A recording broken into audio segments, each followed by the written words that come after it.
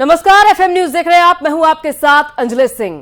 Quad सम्मेलन, जी हां, यानी कि 4 देशों का सम्मेलन हिस्सा लेने के लिए पीएम नरेंद्र मोदी जापान पहुंचे और उनका जोरदार स्वागत किया गया। और 24 मई को क्वाड समिट में वो शामिल होंगे, यानी कि कल क्वाड समिट होगी, जिसमें कि ऑस्ट्रेलिया के पीएम, जापान के पीएम, अमेरिका के राष्ट्रपति जो बाइडेन और पीएम नरेंद्र मोदी मुलाकात करेंगे इन सभी से। पीएम अपने जापान दौरे के करीब 23 कार्यक्रम में शामिल होंगे और साथ ही साथ कई बड़ी मुलाकातें भी करने वाले हैं।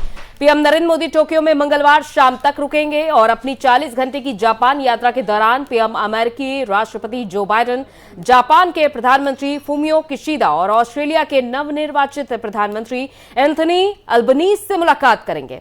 जापान के 35 बिजनेस लीडर्स और सीईओ से भी मुलाकात करेंगे पीएम, और इस दौरान 23 बैठक में हिस्सा लेंगे, यानी 40 घंटे में एक राष्ट्रपति, 2 प्रधानमंत्री और 35 सीईओ से मिलेंगे।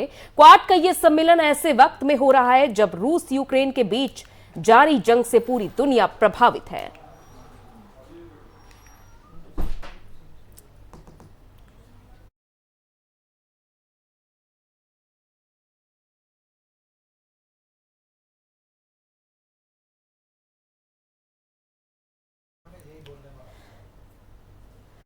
दो तस्वीरें आपके सामने।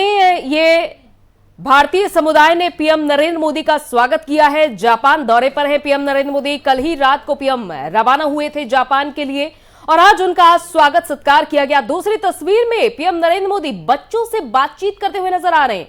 ये भारतीय समुदाय के बच्चे हैं, जहां पर पीएम नरेंद्र मोदी उनसे बातचीत कर रहे हैं और बच्चे भी काफी ज्यादा उत्साहित नजर आ रहे हैं, पीएम नरेंद्र मोदी का स्वागत कर रहे हैं। तो हाथों में तख्तियां लिए हुए हैं ये बच्चे, जिसमें लिखा हुआ है स्वागत, और बच्चों को दुलारते हुए पीएम नरेंद्र मोदी नजर आ रहे हैं। बेहद मनमोहक नजारा है जब पीएम नरेंद्र मोदी अपने जापान के दौरे पर हैं। क्वाड शिखर सम्मेलन में हिस्सा लेने के लिए पहुंचे हैं, जहां इस शिखर सम्मेलन की शुरुआत 2007 से की गई थी। क्वाड का गठन 2007 से किया था और जब 4 सदस्यीय देशों के प्रतिनिधि समय समय पर मिलते रहते हैं।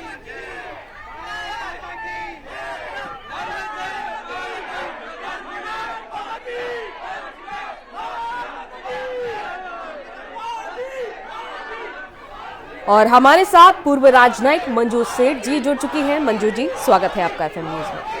नमस्कार, थैंक यू। मंजू जी, आज पीएम नरेंद्र मोदी जापान पहुंचे हैं। क्वाड सम्मेलन की बात की जाए, इसे किस तरह से देखा जाए भारत के लिए खास तौर पर?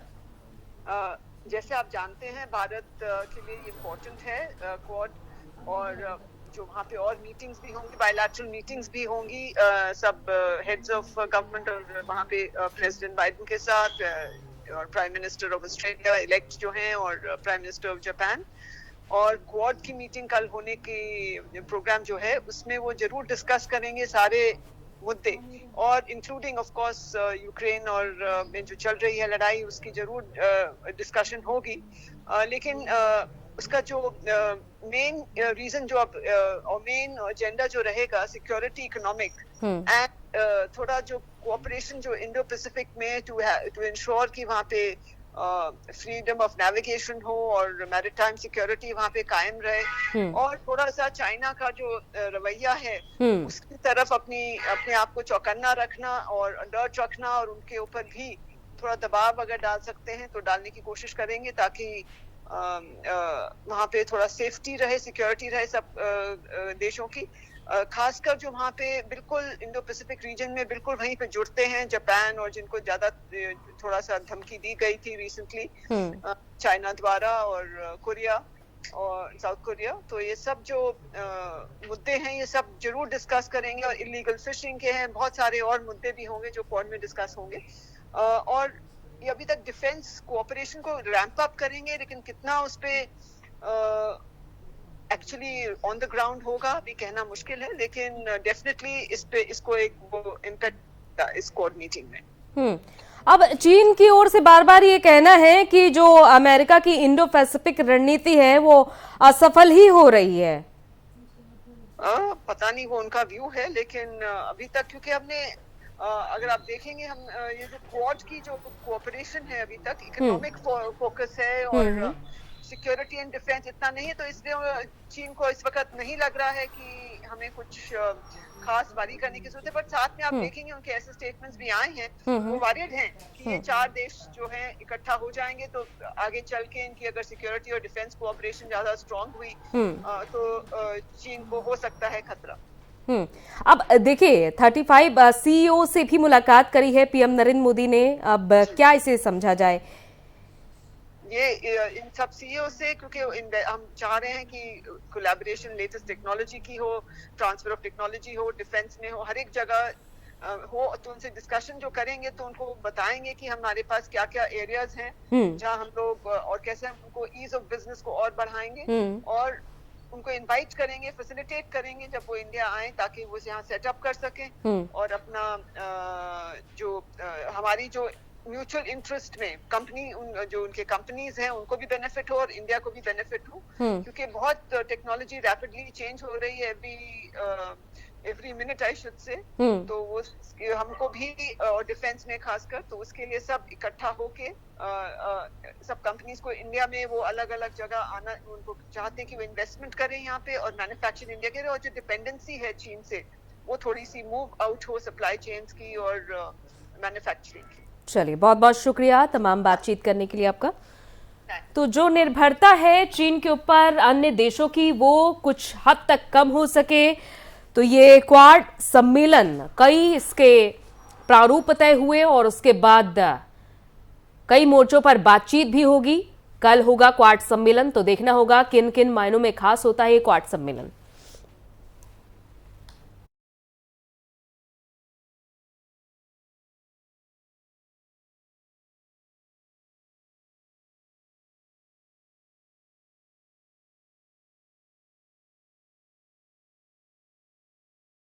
तो आइए अब आपको ग्राफिक्स के माध्यम से बताते हैं कि आज क्वाड सम्मेलन में क्या क्या कार्यक्रम होंगे। इसके अलावा आज पीएम नरेंद्र मोदी के क्या क्या कार्यक्रम हैं। जापान में पीएम नरेंद्र मोदी के आज के कार्यक्रम पहले आपको बता देते हैं कि एनईसी कॉर्पोरेशन के चेयरमैन के साथ उनकी मीटिंग होगी, UNIQLO के चेयरमैन के साथ भी मीटिंग है, सुजुकी मोटर्स के एडवाइजर्स के साथ भी मीटिंग है, सॉफ्ट बैंक ग्रुप के प्रेसिडेंट के साथ भी मीटिंग है, Indo Pacific economic partnership launch होगी, जापान बिजनेस लीडर्स के साथ गोलमेज बैठक है, जापान में भारतीय समुदाय के लोगों के साथ बातचीत करेंगे पीएम नरेंद्र मोदी। तो आज के पीएम नरेंद्र मोदी के एक कार्यक्रम है, साथ ही साथ कल क्वाड सम्मेलन में भी हिस्सा लेंगे पीएम नरेंद्र मोदी और देखना होगा कि किन किन अहम मुद्दों पर बातचीत होती है। चाइना को लेकर क्या कुछ बातचीत होती है, क्योंकि खास गठन क्वाड का इसीलिए किया गया था, चीन से सुरक्षा, नौसैनिक मोर्चा संभालना।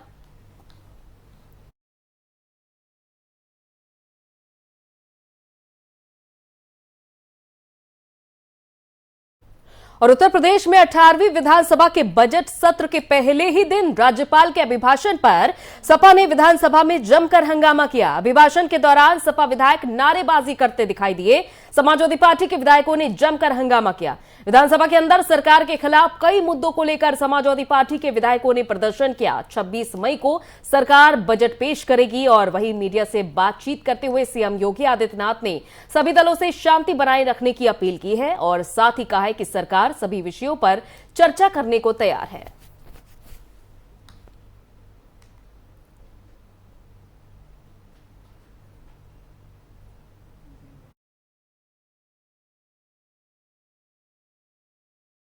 महंगाई, बेरोजगारी जैसे मुद्दों को लेकर के घेरने की पूरी कोशिश की गई है। सपा विधायकों ने पहले ही दिन यह हंगामा शुरू कर दिया है, जहां कल ही के दिन हमने देखा था कि शांति सद्भाव बनाए रखने का आश्वासन दिया गया था तमाम विपक्षी दलों की ओर से, लेकिन ऐसा होता हुआ दिखाई नहीं दिया, क्योंकि जाहिर तौर पर विपक्षियों के पास कई बड़े मुद्दे थे सत्ता पक्ष को घेरने के लिए। एक तरफ सत्ता पक्ष ने भी काउंटर करने की पूरी रणनीति बनाई हुई थी, लेकिन सबसे बड़ी बात कि एक तरफ राज्यपाल आनंदीबेन पटेल का यह अभिभाषण जारी था, तो दूसरी तरफ सदन में लगातार हंगामा चल रहा था। हाथों में तख्तियां लिए हुए ये विधायक सदन में मौजूद रहे और कुछ इस तरह से विरोध करते रहे। 26 मई को पटल पर बजट रखा जाएगा, जब वित्त मंत्री सुरेश खन्ना बजट पेश करेंगे। देखना होगा कि क्या कुछ लेखा जोखा सामने आता है और पिछले बजट से कितना अलग होने वाला है ये बजट। योगी 2.0 का ये बजट। तो दूसरी तरफ आज सदन में एक बार फिर से हंगामा देखा गया। खास तौर पर महंगाई और बेरोजगारी जैसे मुद्दे को उठाया गया है बजट सत्र के दौरान। तो हाईटेक विधानसभा सत्र इस बार शुरू किया गया, यानी कि सभी विधायकों के सामने टैबलेट रखे गए थे। पासवर्ड और फिंगरप्रिंट से इस टैबलेट को चलाया जा रहा था और जितना भी लेखा जोखा होगा वो सब कुछ पेपरलेस इस बार हुआ है। हमारे संवाददाता नितिन अवस्थी हमारे साथ जुड़ चुके हैं इस खबर पर। नितिन, आज बजट सत्र की शुरुआत तो हुई लेकिन हंगामे के साथ। बिल्कुल अंजलि जी, आपको बताना चाहूंगा कि सपा विधायकों ने विधानसभा में जमकर काटा हंगामा। महंगाई बेरोजगारी को लेकर की नारेबाजी, ऐसे में राज्यपाल अपना अभिभाषण भी नहीं दे पाए। आपको बताना चाहूंगा उत्तर प्रदेश की 18वीं विधानसभा का पहला सत्र सोमवार यानी आज को जिस तरह से शुरू हुआ था वो जोरदार हंगामे के बीच शुरू हुआ, लेकिन सदन की कार्रवाई राज्यपाल आनंदीबेन पटेल के अभिभाषण से शुरू हुई।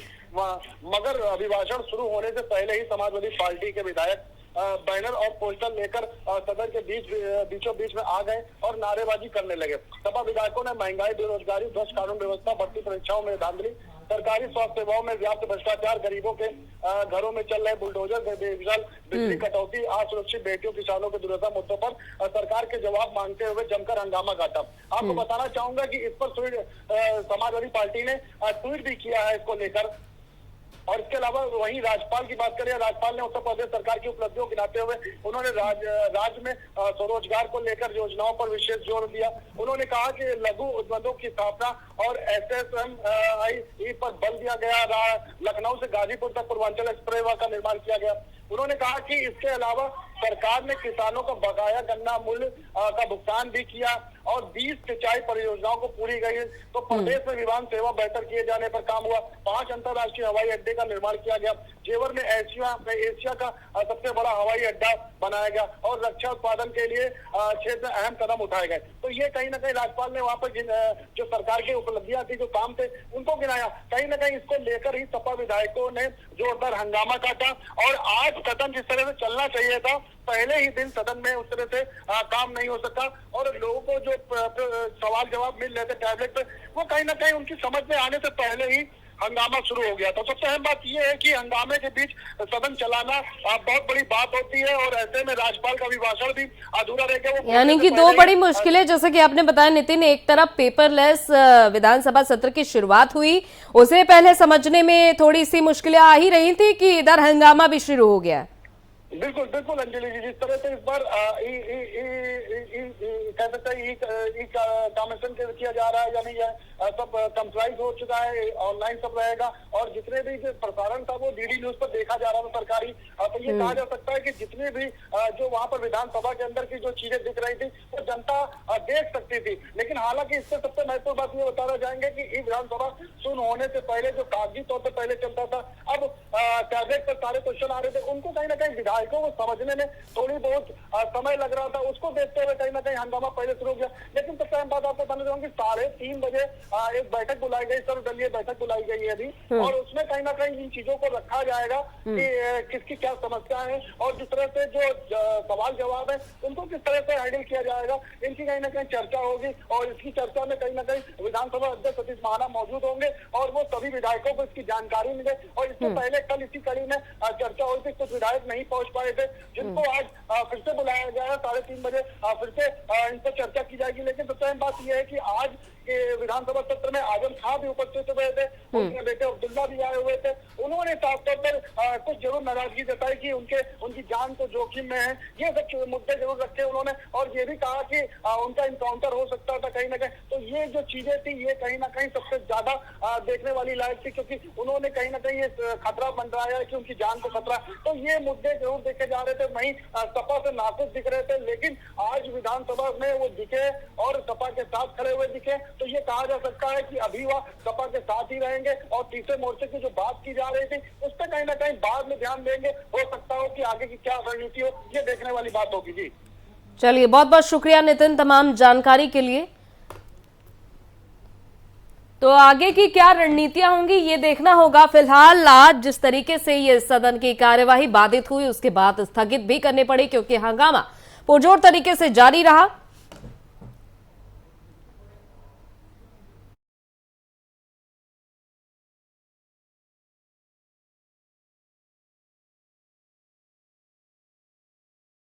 और आजम खान और उनके बेटे अब्दुल्ला आजम खान ने आज विधायक पद की शपथ ली है। बता दें कि रामपुर से विधायक सपा के टिकट पर चुनाव जीते आजम खान जेल में होने की वजह से शपथ नहीं ले पाए थे। वहीं उनके बेटे अब्दुल्ला आजम खान स्वाटाना सीट से चुनाव जीते थे। तो आजम खान ने विधायक पद की शपथ ली। अब्दुल्ला आजम खान ने भी उन्हीं के साथ विधायक पद की शपथ ली है।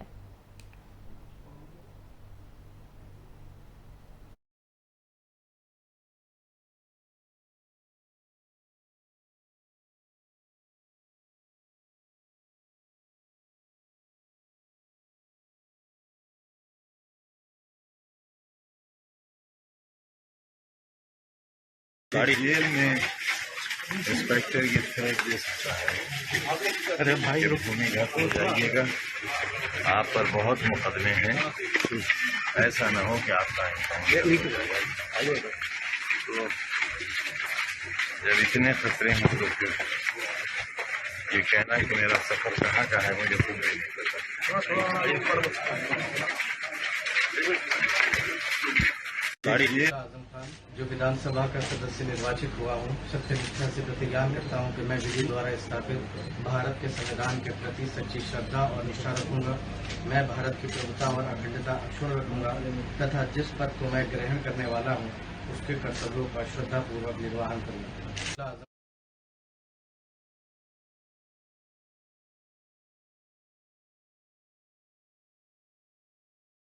आज की ये कुछ खास तस्वीरें रही। एक तरफ अभिभाषण चल रहा था राज्यपाल का और दूसरी तरफ हंगामा।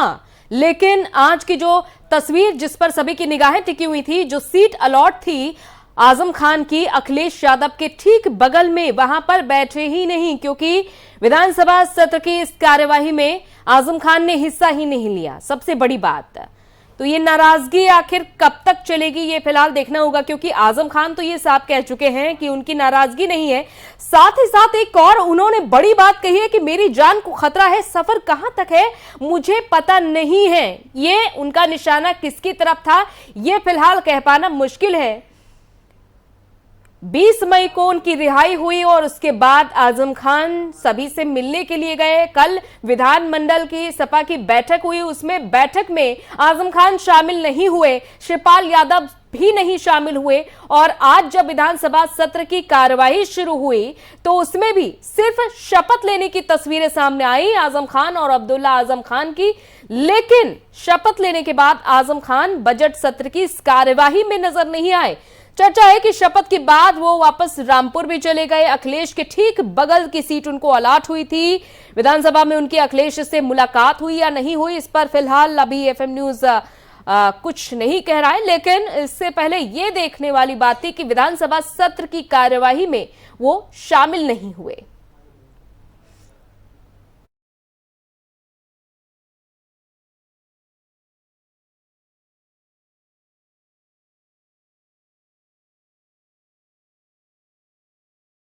और ज्ञानवापी मस्जिद मामला जो लगातार तूल पकड़ता जा रहा है और आज इस मामले में वाराणसी अदालत में पहली सुनवाई हुई।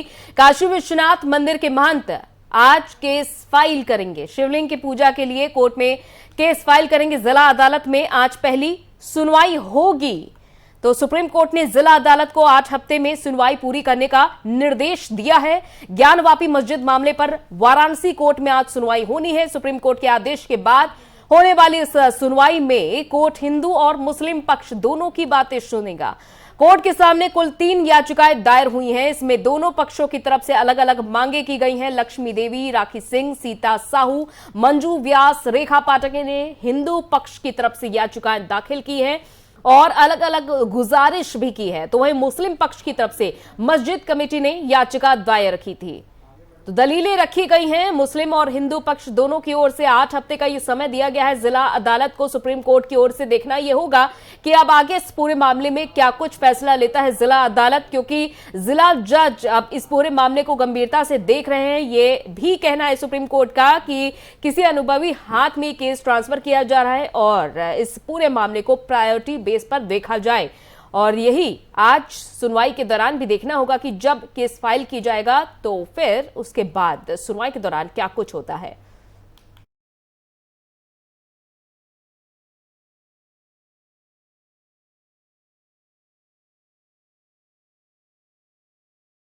और बिहार में जाति जनगणना को लेकर होगी सर्वदलीय बैठक। सीएम नीतीश ने यह बैठक बुलाई है। 27 मई को सीएम नीतीश कुमार ने बैठक बुलाई है। राज्यसभा की 5 सीटों पर चुनाव से पहले सर्वदलीय बैठक बुलाई गई है।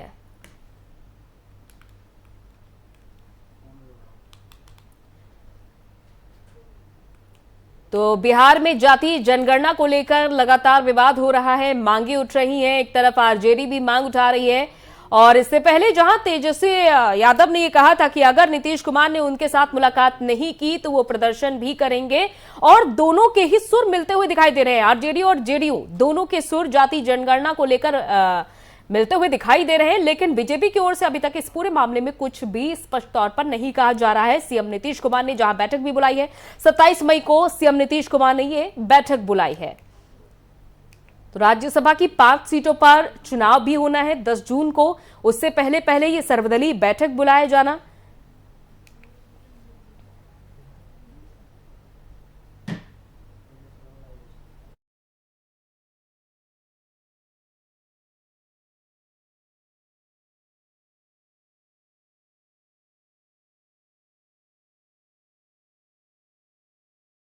गणना का मुद्दा लगातार उठाया जाता रहा है।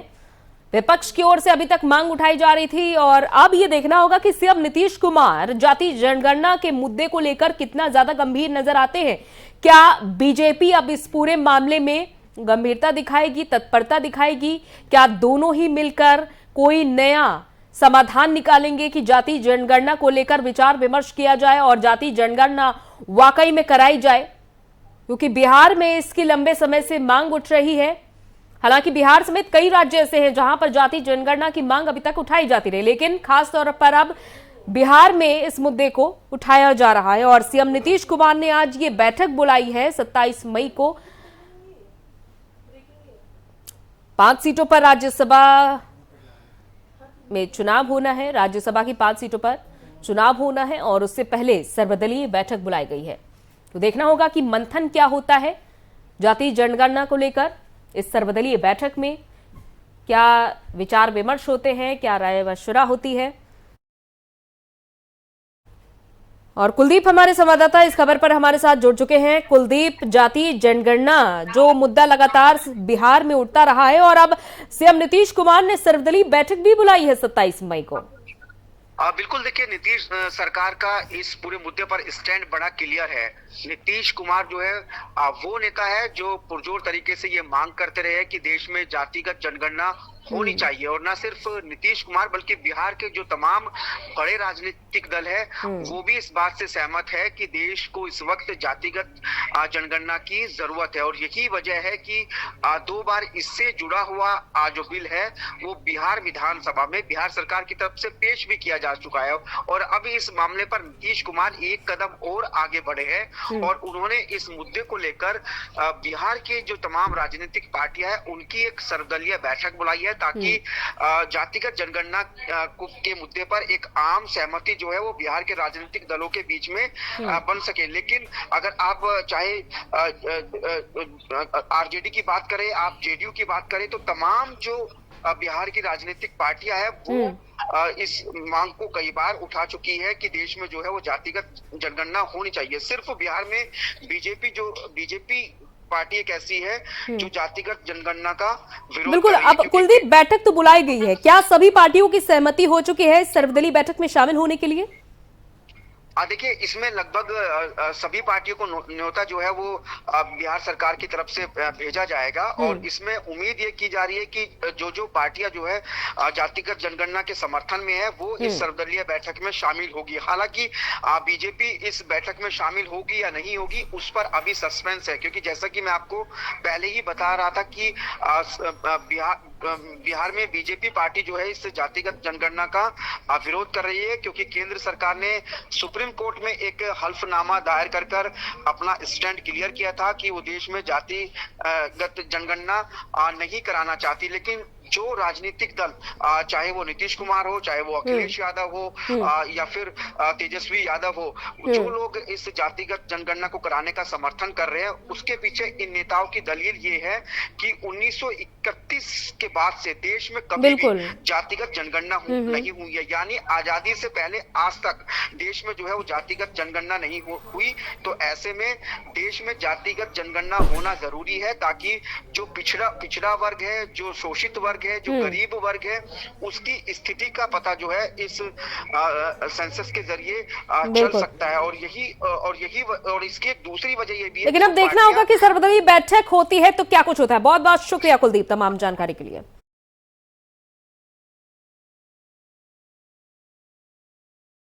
चलिए इसी के साथ इस बुलेटिन में इतना ही, इजाजत दीजिए, नमस्कार।